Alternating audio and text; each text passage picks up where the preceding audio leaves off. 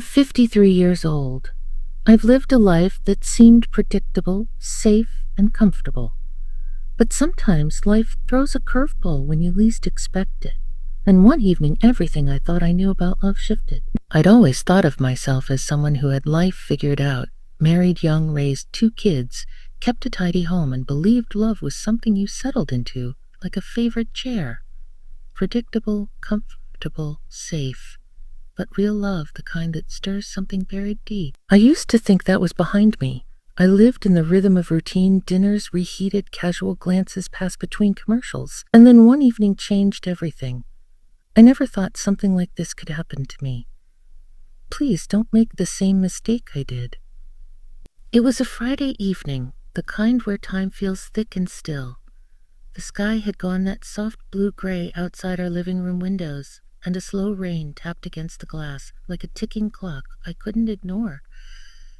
I had just poured myself a glass of red wine. Nothing fancy, just something cheap from the corner store, and I was curled up on the couch in my favorite sweater. You know, the one soft around the neck, sleeves a little too long, the color of old cream. I lit a single candle on the coffee table, more for company than light. Tom, my husband, was out bowling with the guys every other Friday like clockwork. I never minded. In fact, I liked the silence of those evenings. It gave me a chance to breathe in a house that never seemed to stop buzzing. That night, however, I wasn't alone for long. Around 8:30, there was a knock at the door. Not hurried, not urgent, just steady. When I opened it, there stood Josh, my husband's oldest friend. Josh had always been the kind of man who made an impression without trying, tall, broad-shouldered, with graying temples, and those tired eyes that looked like they'd seen too much and spoken too little. He used to come around often. Cookouts, birthdays, the occasional Sunday football. But lately, I hadn't seen him as much. Tom's not home," I said, wiping my hands on a dish towel tucked into my waistband. "I know," he replied. "He told me. Said I could stop by and drop off the camping gear he borrowed last summer." His voice had a quiet gentleness to it that I hadn't noticed before. I stepped aside and let him in. He set the gear by the hallway table, then hesitated for a moment. "You mind if I sit for a bit?" he asked. I was surprised, but not uncomfortable. "Of course, you want a glass of wine." He smiled a little sheepishly. "Only if you're having one." So we sat side by side on the couch, not touching, not too close, just 2 people sharing a quiet evening under dim light and the soft hum of rain outside. I don't remember how the conversation started. Maybe it was about the weather, then how fast the kids had grown. Josh had a daughter who'd just gotten engaged. I'd known her since she was 8. I congratulated him, but then the talk drifted like a boat without a rudder. He mentioned how empty his apartment felt lately, how he'd sold his record player because it reminded him of someone, how some nights silence felt heavier than noise. I listened, really listened, and for the first time in a long while, I wasn't just hearing someone, I was feeling them. His shoulder was barely grazing mine now. Not intentional, maybe. Or maybe it was, but I didn't move away. There was something about the way he spoke, unrushed, open, that made me lean in without even realizing. I found myself telling him things I hadn't told Tom in years, how sometimes I felt invisible, how I missed being looked at like a woman, not just a wife. He turned toward me then, his voice low. "I've always seen you, Rachel." That name, my name, sounded different coming from his mouth, like it mattered. I felt my breath catch. The room had gone quiet, like even the rain outside was holding its breath. He didn't touch me, not yet. But he looked at me in a way that felt more intimate than any touch, like he was trying to memorize every detail of my face. I looked down at my wine glass, suddenly aware of how warm my cheeks felt. I laughed too quickly. Josh, don't. I mean, you shouldn't." He didn't answer right away, just leaned back slowly, like he didn't want to break the moment too harshly. "I'm sorry," he finally said. I shouldn't have said that, but I shook my head. "I know, I'm glad you did." We sat in silence after that, a silence so thick it buzzed between us. Nothing else happened that night. Not really, but everything had already changed. When he left, he didn't hug me, just gave me a long, searching look before stepping out into the rain. And when I closed the door, I leaned against it, heart pounding in my chest like it hadn't in years. I wasn't sure what had just started, but I knew it wasn't over. The next morning I tried to shake it off. The sun streamed through the curtains like any other day. The coffee maker hissed and gurgled like it always did. Tom came home around 9 to 10 grinning like a teenager who just bowled a perfect game. He kissed my cheek, tossed his jacket over the kitchen chair, completely unaware of the tremor still sitting behind my ribs. I smiled. I nodded in all the right places. But inside, something was shifting. All day I kept thinking about the look in Josh's eyes. That moment when the air between us got thick and heavy, like we were breathing in something we weren't supposed to. It wasn't what he said. It was how it felt. And that scared me. I wasn't someone who broke the rules. I believed in vows, in loyalty, in being a good wife. I believed in quiet devotion, the kind that doesn't need applause. But something about that night had shaken a part of me I didn't know was still alive. Around lunchtime, I found myself standing at the sink, staring out the window, scrubbing a plate that had been clean for 5 minutes. My hands moved on their own, while my mind wandered to the curve of his jaw, the weight of his voice, the soft brush of his shoulder against mine. That night, I couldn't sleep. Tom was snoring softly beside me the way he always did, but I was wide awake, replaying every second of that couch conversation like it was a scene from a movie I didn't want to end. Around midnight, I got up and went downstairs. The house was still, almost eerily so. I poured myself a glass of water and stood in the kitchen barefoot, letting the cold tile ground me. And then I did something foolish. I sent Josh a message. A thank you for last night, for listening, for seeing me. I stared at it. My thumb hovered over the send button longer than it should have. Then I pressed it and felt the immediate flush of regret wash over me. I set the phone down and went back upstairs, crawling into bed beside a man who hadn't really looked at me in months. The reply came the next morning. You deserve to be seen. I meant every word. If I crossed a line, I'm sorry, but I can't pretend I didn't feel something. I read it twice, then a third time. That day, I didn't respond. Not because I didn't know what to say, but because I knew exactly what it would mean if I said it. And yet, the thought of never speaking to him again made my chest tighten in a way I couldn't ignore. 3 days passed.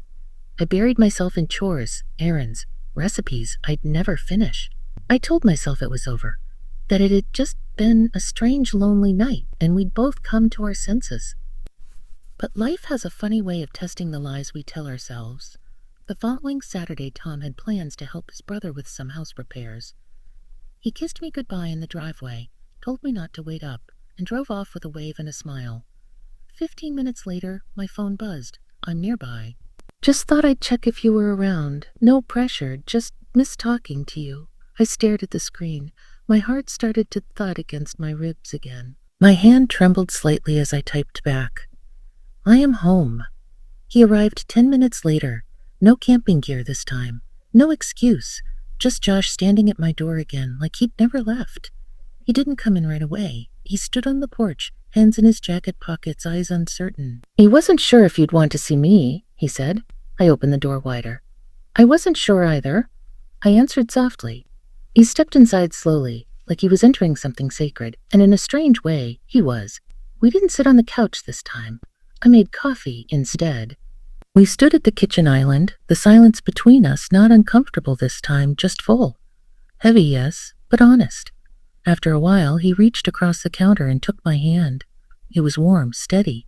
No words, just that simple, deliberate touch.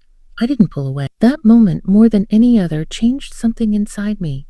It wasn't about desire. Not entirely. It was about being understood. Being held in someone's gaze like I was still worth noticing. I realized in that quiet kitchen with a man who wasn't my husband, holding my hand gently across a cracked marble countertop, that my heart had started to wander long before my body ever did, and I had no idea what to do about it. For days after Josh left my kitchen that afternoon, I found myself living in 2 different worlds. There was the world everyone could see, Rachel, the devoted wife, making pot roast on Sundays, folding laundry with the news playing softly in the background, smiling at Tom's harmless jokes about his thinning hair and his latest fantasy football picks. Then there was the world underneath it all, A world of glances, memories, quiet moments I couldn't explain, even to myself. Josh hadn't kissed me. He hadn't sent anything inappropriate. But his presence stayed with me in a way that felt louder than any touch. It haunted the edges of my day, echoed in the places Tom didn't look anymore.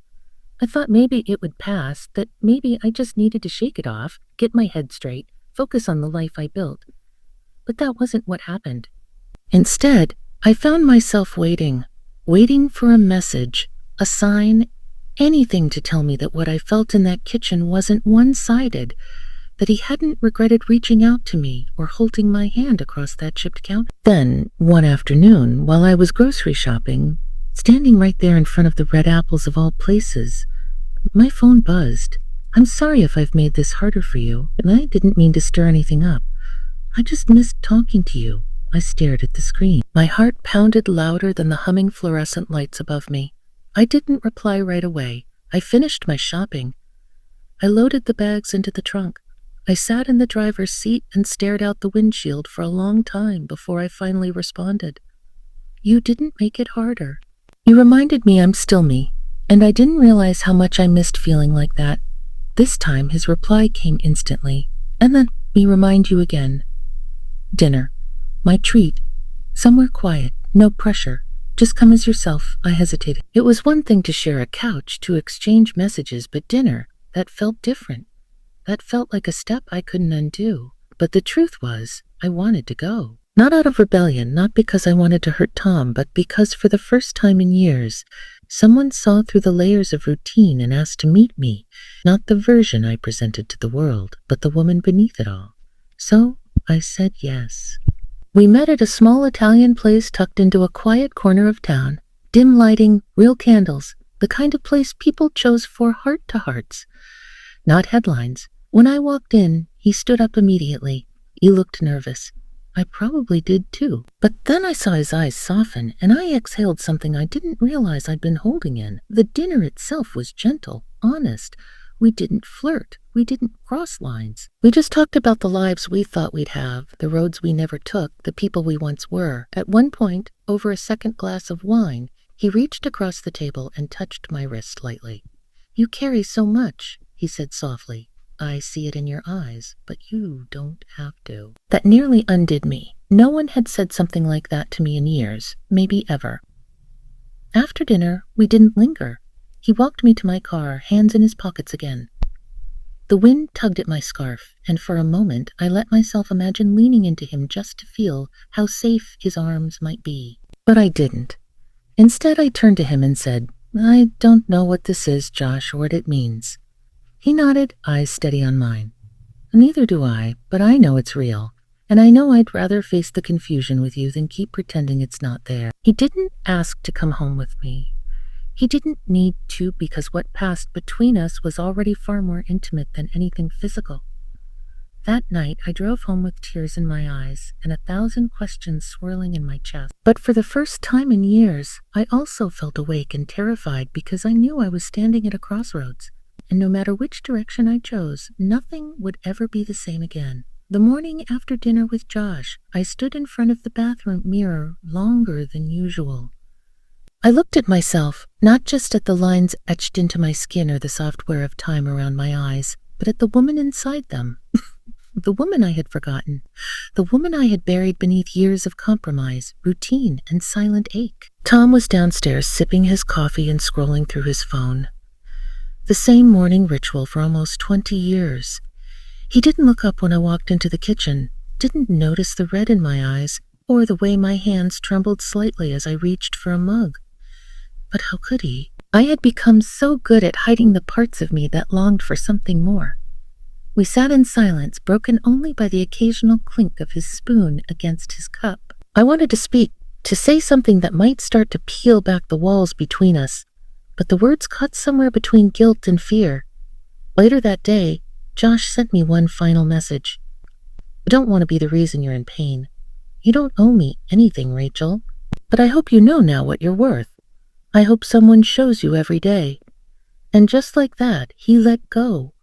No pressure, just honesty. I didn't reply, not because I didn't care, but because I cared more than I knew how to say. Over the next few weeks, I pulled back from him. Not because the connection had faded, but because the weight of it had grown too real. It made me look at my marriage with different eyes. It made me ask hard questions, and the hardest question of all was this.